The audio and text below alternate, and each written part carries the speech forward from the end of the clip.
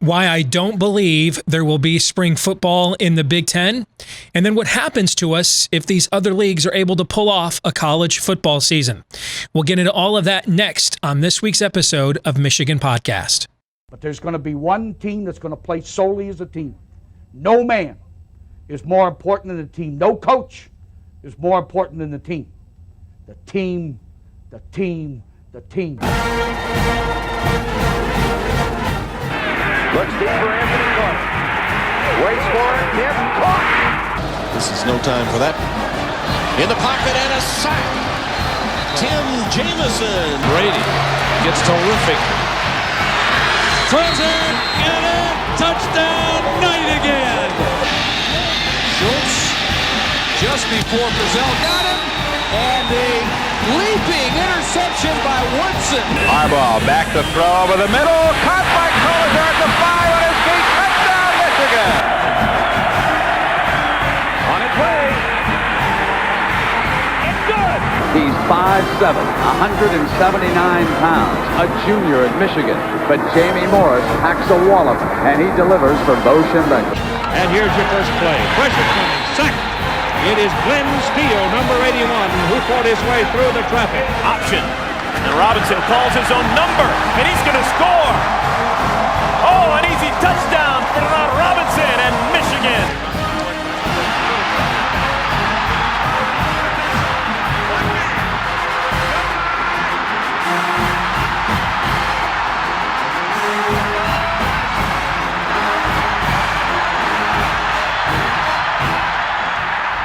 Win it. We're going to win the championship again because we're going to play as a team. And when we play as a team and the old season is over, you and I know it's going to be Michigan again. Michigan.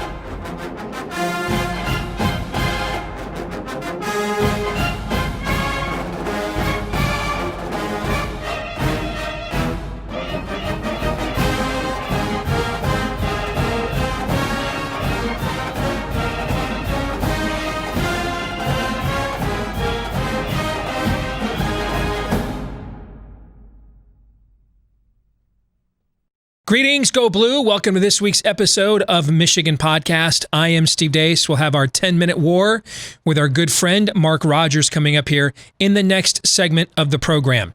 But let's begin by what we teased at the top. Why I don't believe we're going to see spring football in the Big Ten. Hey, I hope that I'm wrong. I mean, I'm going to take any football at this point. But I don't think we're going to see spring football in the Big Ten. And what I think could happen if these other three leagues, the ACC, the Big 12, and the SEC, are able to pull off a successful season. Now, we should define our terms in these days of terms being malleable. By successful season, what I mean is not so much the number of games, incidents, cancellations, but did they get to the end of the rainbow, which is the conference championship game. Those are very lucrative endeavors for every one of the power conferences. So did a league get to the conference championship game for that conference? That, to me, is a successful season. And I think we need to consider how life may change in our part of the world moving forward if these leagues are able to do that. So let's begin taking a look at this question, all right? If college football doesn't happen this fall, then I think it is likely that you're not going to see it again until the fall of 2021. And that is after a good percentage of FBS athletic departments go under. Now, let me say this before I explain why. If none of the leagues can play this fall, none of them are going to play in the spring. All right, they're going to hang together or hang separately at that point. Nobody is going to get an unfair advantage over anybody else. There's no point in truncating schedules and everything else. I think you'll just see the whole sport shut down until next fall. However, if the other leagues are able to pull off a successful season, then I do think the odds of spring football happening in the Big Ten go from what I currently think, which is 0, to at the very least 50-50. I think the odds go up very high because then I think there's huge pressure on the Big Ten to pull something off in this school year. But barring that happening, here's why I don't think we're going to see college football, at least in the Big Ten, until next fall. Because unless SARS-2, which is what we're up against right here, unless SARS-2 burns itself out magically and disappears at the end of August in the heat of the summer, as the first SARS did, I don't see there's any way on our current epidemiological curve it will be gone by February or so when the spring football season is supposed to begin. Without achieving herd immunity naturally, we consider that for some odd reason to be junk science now. It's helped us survive as a species for thousands of years. Or via a meaningful vaccine, not like a flu shot, but a meaningful one. The same pattern repeats itself every time you bring people together that haven't been exposed to a highly infectious contagion. There's going to be a surge in new cases. You're seeing this pattern in Hong Kong, the Philippines, Australia. Several European countries previously given credit for their lockdowns. New Zealand was held up as the one country on earth that proved lockdowns work. They're going back into another lockdown, pushing their election off until October. And then once the lockdowns end, a new wave of cases begins when the reopening begins, because unexposed people then get exposed. And since our focus is all on cases, right now we're somewhere over 5 million cases. We had over 60 million H1N1 cases a decade ago, by the way. It won't matter, though, if our focus is on cases, it won't matter if the new strains are weaker. In my home state of Iowa, since June, the average age of a positive test has been 22 years old. Since July 1 in Florida, the average age of a positive test has been 21 years old. That's great news, by the way.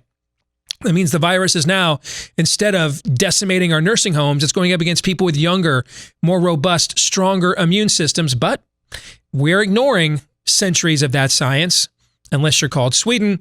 So we're fixated on cases. And so just like we saw with the Sunbelt wave, that wasn't nearly as destructive as the tri-state wave in New York, New Jersey, and Connecticut, the fear of risk will remain. I don't think there's any way politically you're going to get away with vaccinating college football players before the general population. And that's even if a vaccine is ready to go by February. No politician's going to sign off on that outrage. Plus, it's still an improbably optimistic timetable for any kind of vaccine as it is. So we're already being warned anyway that any such vaccine will be lucky to be as efficacious as a flu shot, which, depending on where you live and the potency of that strain, fails about 50% of the time, which means plenty of risk remains of contracting the virus, especially with February and March still peak seasonal influenza months here in the northern half of the United States. And if you think the players are activists now, and I don't think it's any coincidence that it's been a week now and still the only two conferences that have closed down in the Power Five are the two whose players made a public posture towards organization. I don't think that's a coincidence.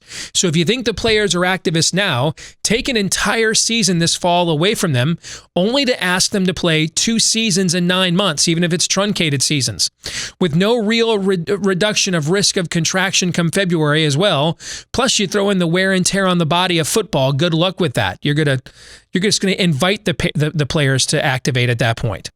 And thus, there is no reasonable expectation of liability deliverance come February, especially since that's still peak virus season in many places around the country. And now you've angered the players further by taking a real season 99% of them want to play away from them. No college football this year, I think, may even mean no college sports, period. Although now Mark Emmert at the NCAA is talking about a bubble for the NCAA tournament. We can't, that's $1 billion payday. They can't worry about, or they're worried about losing out on that 2 years in a row. But if it's not safe to play outdoors, then how do you put 600 men's and women's basketball teams, how do you play them indoors across the country during the peak influenza season? So without a bubble, bye-bye NCAA tournament again. That tournament is about 90% of the NCAA's operating budget revenue every year, just as college football is about 75% or more of every athletic department's budget revenue. Can you smell the apocalypse? Welcome to the college sports Chernobyl. And if you think politicians, regardless of who wins in November, are going to line up to give taxpayer bailouts to these athletic departments while we're still overcoming the loss of a third of our GDP, you are smoking a dangerous, low-grade form of crack. That ain't happening. There's no way these athletic departments are getting bailouts right after they were claiming nonprofit status, but still had the chutzpah to ask the U.S. Senate for an antitrust exemption last month. That is a laughable lack of self-awareness. So whatever liability these university presidents fear now is going to be dwarfed by the financial apocalypse, it seems a few of them anyway, are about to self-inflict.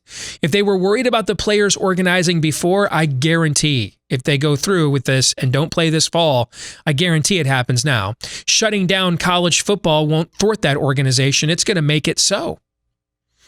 I know in their ivory towers, where Mark Schlissel apparently has never visited the Michigan football program one time in the almost 5 years he's been president here now. And you would think if you're an immunologist and you've got hundreds of students back on campus this summer in the midst of a pandemic, you'd think you'd be visiting their facilities and making sure they're socially distancing and practicing the protocols and the students feel safe. Never visited them one time. So there you go. In their ivory towers with all those subsidies and tenure, they believe that there's such a thing as a risk-free life. And there's always a utopian solution to find. But here in the real world, where we're not all too big to fail and able to call tenure on our bosses, sadly, we are forced to know better. These university presidents, if they go through with this, they're about to learn a harsh lesson about that real world. They aren't going to prevent a catastrophe. They're going to ignite one. This will be the college sports version of the Smoot-Hawley Act. These university presidents are about to Herbert Hoover themselves. Come fall of 2021, college sports will return, either because we've reached natural herd immunity the long way, or the fear has subsided enough with a flu-like shot. But when it does, it's when college sports come back. They're going to look dramatically different. Highly unlikely that different is better. We'll see. But I think it's potentially you're looking at systemic ruin here.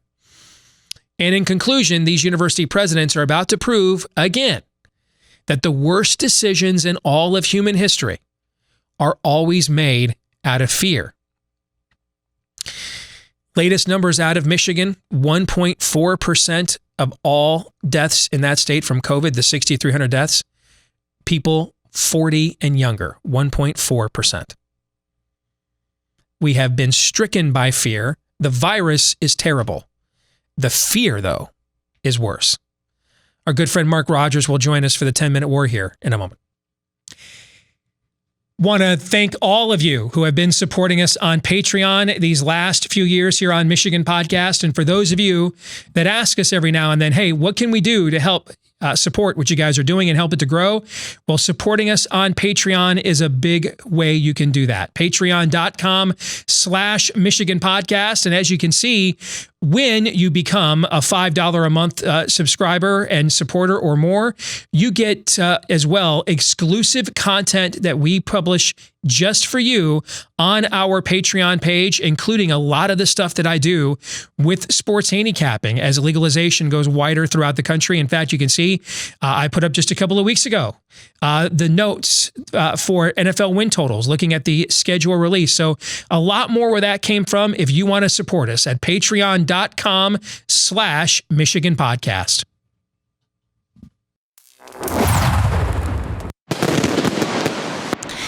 And it begins the 10-minute war that never takes just 10 minutes with our good friend, the lone, reasonable Ohio State fan with a pretty darn good YouTube channel in his own right. Our good friend, Mark Rogers. Good to have you back, brother. How are you? Appreciate it, Steve. A couple guys like us that get together like to talk college football. I guess 10-minute was just a name in and of itself. That it's about the branding, not about the truth in advertising. Speaking of which, you know what's not about branding or truth in advertising right now? The Big Ten. Hey, the Big 12 during the realignment, musical chairs we played 10 years ago called and says, wow, you guys really suck at this whole messaging thing. And so I keep seeing people make comparisons between how well the Pac-12s handle it. I got to call BS on that, Mark. First of all, their fans don't care. Secondly, college football fans don't care about them. Thirdly, they're in a part of the country that, let's just face it and just acknowledge it. All right, we're in an election year. Let's not lie to each other. They're in a part of the country that politically, by and large, is totally fine locking down for EVs until the magical vaccine occurs. All right, so there is no pressure on them whatsoever. And this press conference they gave, where they gave specifics, they gave one specific, and it was they didn't trust that the testing would be readily available and affordable. And since they belong largely to a part of the country looking for an excuse to hide, their fans were actually like relieved that they don't have to be pressured to watch college football. So let's move them aside, and now there's the rest of the country. Here in the Big Ten, I think I've never seen anything like what's going on with our league. I mean, the story that's going today, Sean Wade's dad flying from Florida to Illinois to confront the Big Ten headquarters about why his son's not playing. That's what you want. You want a future number one pick on your most, and I hate to admit it, but it's true, most visible program showing up uninvited, trying to figure out why his kid can't play football. We've now had letters from multiple schools of parents going to the Big Ten. You had the athletic director at Penn State yesterday, Sandy Barber, saying she wasn't aware that any vote was ever taken about whether or not to cancel the season, any kind of formal vote. This thing is a fuster-cluck of epic proportions. And I think right now what you're watching is the league is just in a bunker, hunkered down, hoping to run out the clock, hoping these other three leagues fail and can't go forward so that they escape accountability. What are your thoughts?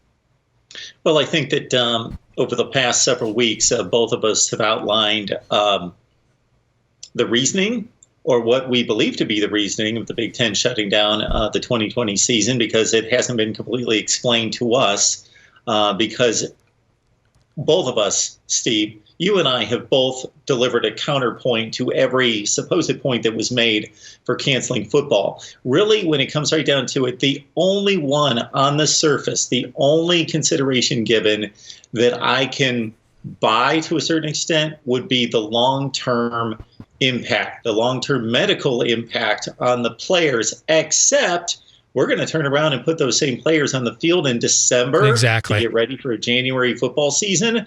What great studies are going to come out between now and then to determine, oh, yes, we've got a good handle on the long-term impact to these student athletes. It just doesn't exist, and it won't exist during that short duration of time. So that was the only thing that caused me to pause for a minute and say, yeah, there is little known about the long-term impacts and to put those players out there. But every other point that has been made, Steve, I know that on your channel and mine, we have denounced each one of them very effectively because they just don't exist in a rational form.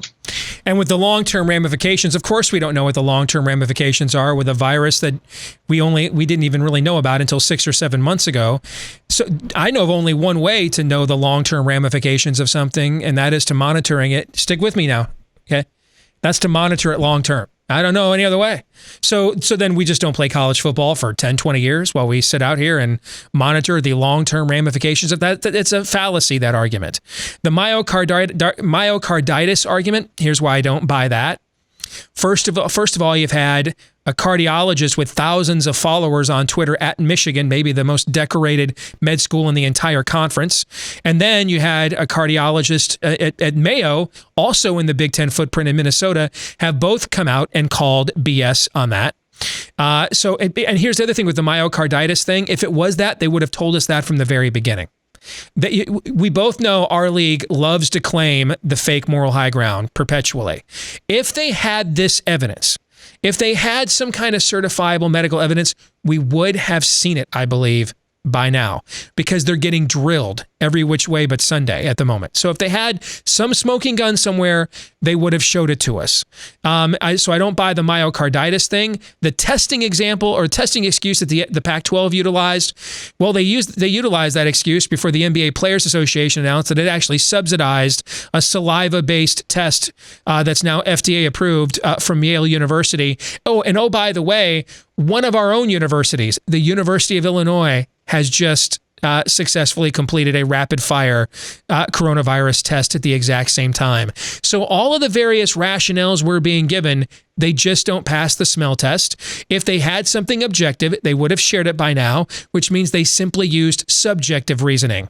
They didn't like the optics of it. They didn't want to encounter the liability.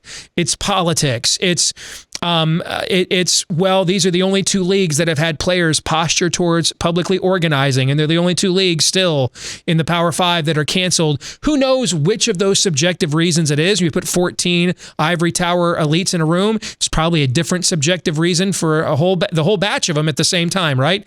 But at the very least, we know it's subjective, and that's why it's only angering players their families, coaches, and their own fans more.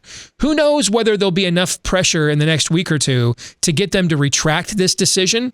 I don't think the odds are high, but I don't think they're zero by any means either.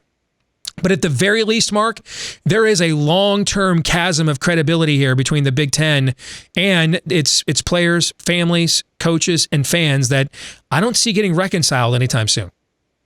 I didn't think that they necessarily anticipated this, or they couldn't have anticipated the groundswell of support to play football. Of course, that they knew that the fans would be mad and, the people out there that don't necessarily have a voice. But once you get the players and their families involved to the measure that they have been, it is a PR nightmare right now for the Big Ten, because there's really nothing that can play out here except for the ACC, the SEC, and the Big 12 failing to complete a season that is going to be their best outcome. But other than that, even if those kids get on the field and are able to play some semblance of a season, it's just not going to be a good look for the Big Ten in regards to the decision-making process.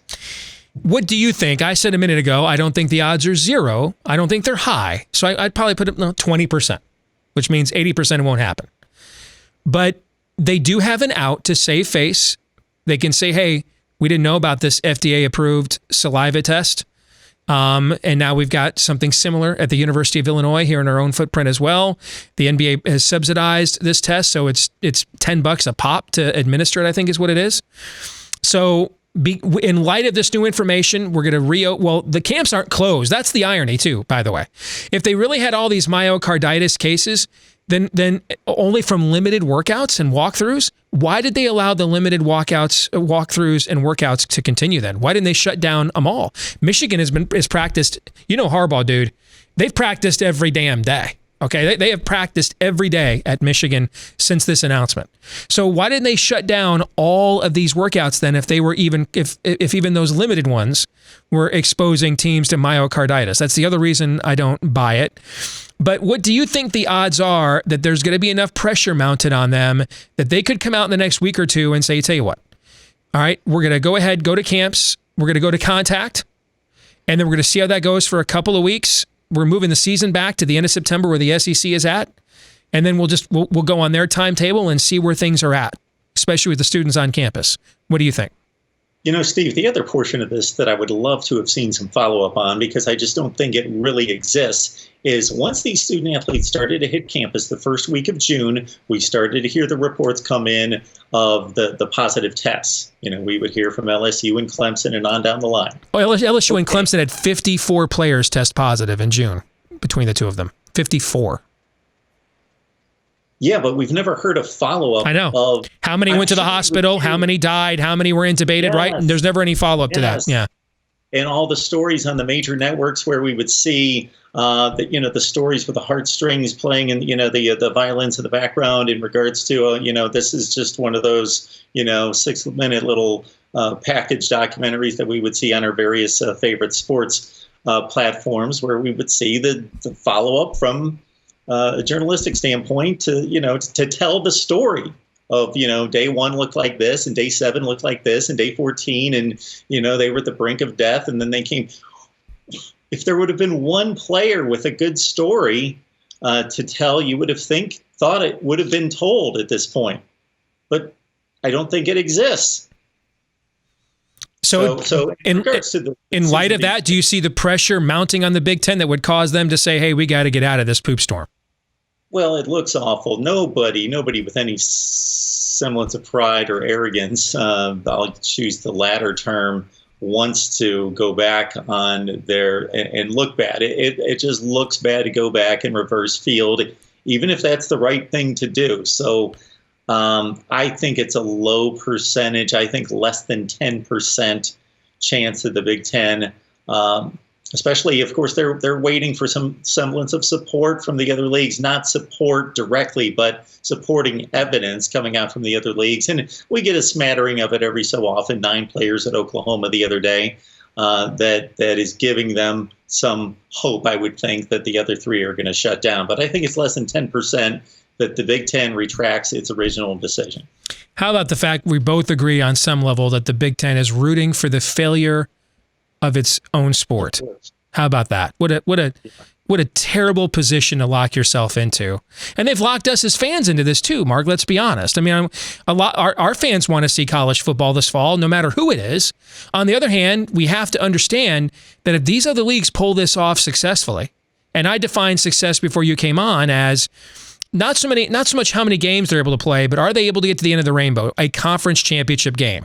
Even if several games have to be canceled, things of that nature, but there's enough integrity in the schedule that they can have a true conference champion. If they do that, they've had a successful season. And we have to understand that if these leagues pull this off and our league set this out, the damage this is going to do to us competitively and from a branding standpoint, it's almost like SMUing yourself, right? So they've put us as fans in a tough situation, which is in order to root to see college football this fall, we have to root for an outcome that probably is a detriment to our favorite teams here in the Big Ten, which is another crappy position to be in. But let's talk about the spring for a minute. To me, I think spring football is directly tethered to what happens with the other conferences. If the Big Ten doesn't reverse course and the other leagues can have these successful seasons, then I do think you're going to see spring football in the Big Ten. I think the pressure to put something on this calendar year, because the negative recruiting and everything that our coaches are going to face is going to be excruciating. All right. If, however, these other leagues cannot pull off a successful season, then I don't think you'll see any spring football in the Big Ten. What do you think? And we're also going to be at a place on the calendar at that point, not to get political about it, but there will be a certain election that will have already taken place at that point, regardless of the outcome. Right. So it might be politically safe to look at the actual data again. Who knows? Rather than lying to ourselves. Exactly. Yeah. But the feasibility of a spring football season, and I was thinking, about my own little set here. Maybe, spring football gets us all excited, right? I get maybe my Chicago Blitz and Memphis Showboats helmets out. And we can go back to the mid-'80s. But my goodness, I just don't think it's feasible. We addressed it to a certain extent in other weeks, but not because of the Justin Fields type example of the guy that's the automatic top 5 pick in the NFL draft, but the 250 to 60 players that are drafted each year, plus the 150-odd players, something in that range, that have legitimate hopes of being drafted.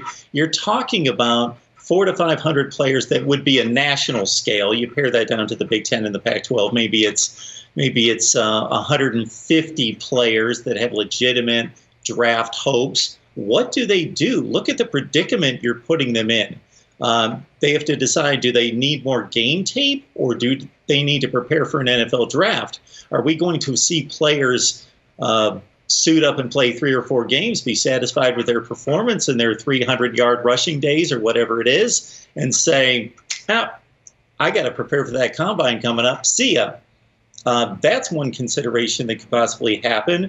Of course, the whole smashing 2 football seasons into one calendar year, despite the efforts of a Jeff Brom in particular in reducing the games, reducing the practices, reducing the physical nature of the sport in regards to the amount of contact and collision within those practices. It's a noble effort, but it's still magnified more so than one football season, full football season in one calendar year. It's still way too much for these guys.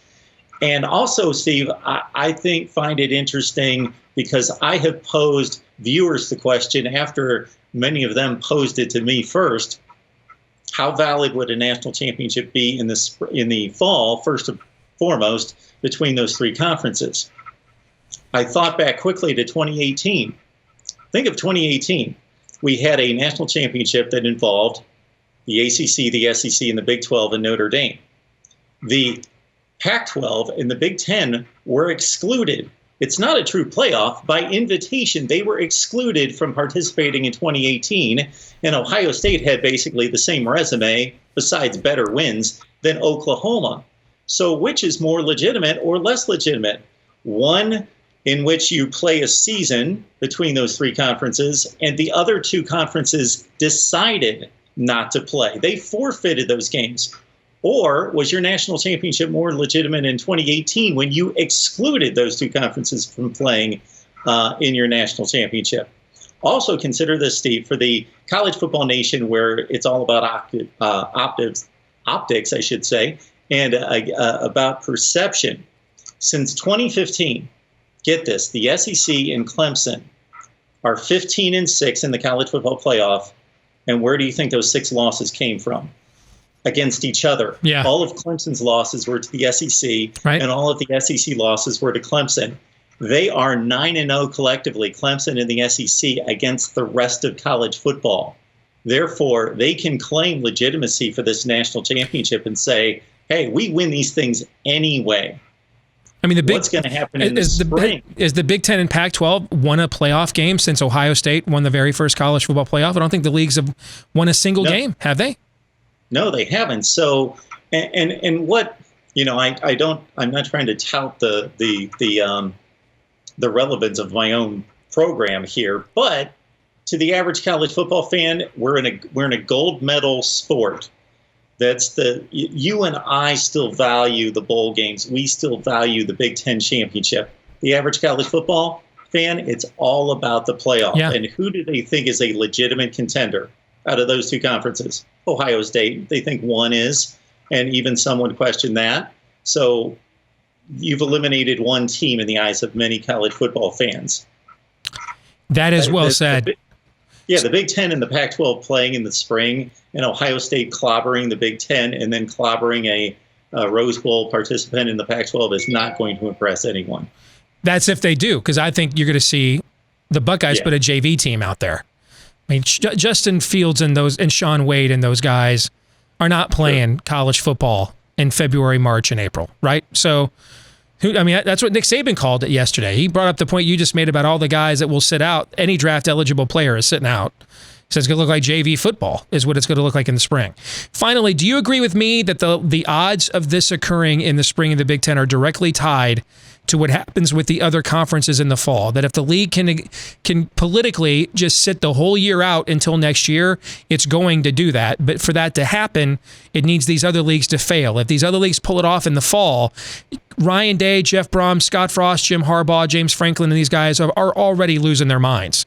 If they sit there for 2 months and watch these other leagues play, the calls that they're going to get from recruits and everything else, if you thought they were howling last week, wait until we get to November and we're knee-deep into a college football season that we're sitting out on. So I think it really is tied to what happens in these other leagues, whether we play in the spring or not. No, it makes total sense, Steve, but it's a can't-win situation because you have to play, because they just proved that they are able to play. Mm-hmm. And as we go along versus this pandemic, we should be gaining better results. So why wouldn't you play in the spring?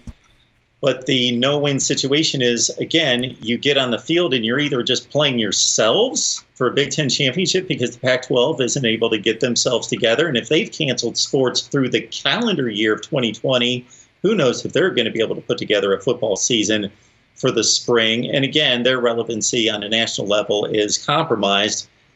So everyone, while these games are being played in the spring, is going to be saying, why weren't you guys playing that legitimate season that we just completed when everybody's supposed to be playing college football so we could have seen a legit national championship run? Mark Rogers, always good to see you, brother. Thanks for joining us, my friend, here in the 10-minute, much longer than 10-minute war. Take care, all right? Appreciate it, Steve. You bet. This week's Twitter poll results. Do you believe there's any chance the Big Ten will retract the cancellation of the fall football season if it sees other power conferences begin to safely pull it off? 74.5% of you said no. 25.5% of you said yes. Now, since I asked this question, though, the pressure on the league is only mounting. And I think it's higher than we think. I don't think it's 50-50. I don't think it's zero, though, either. I think the pressure continues to mount on the Big Ten. I think the Big Ten is running out the clock, as I said to Mark Rogers. I think they're running out the clock, hoping that these other leagues fail so it can escape accountability. That brings us to this week's question of the week, which I'm asking myself. Hey, just wondering if Kevin Warren has demanded, the Big Ten commissioner, has he demanded his son stop practicing for Mississippi State? They went to full pads this week. Or they went to camp this week, I should say, in the SEC. It's full pads in the Big 12. So is Kevin Warren's son practicing in the SEC? If it's safe for his son to practice in the SEC, why isn't it safe for the sons of all these parents that are writing the Big Ten to be practicing here in the conference? inquiring minds want to know. That'll do it for this week's episode. Thanks for joining all of you here. Thanks for all of you for joining us here on Michigan Podcast. We appreciate all of you. Make sure you check us out online at WolverineDigest.com, at Michigan Podcast on Twitter. And that's where you can keep up to date on what we think about all things Michigan related and more all week long.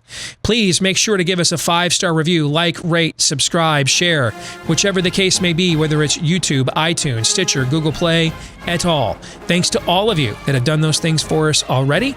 Until the next time, go Blue.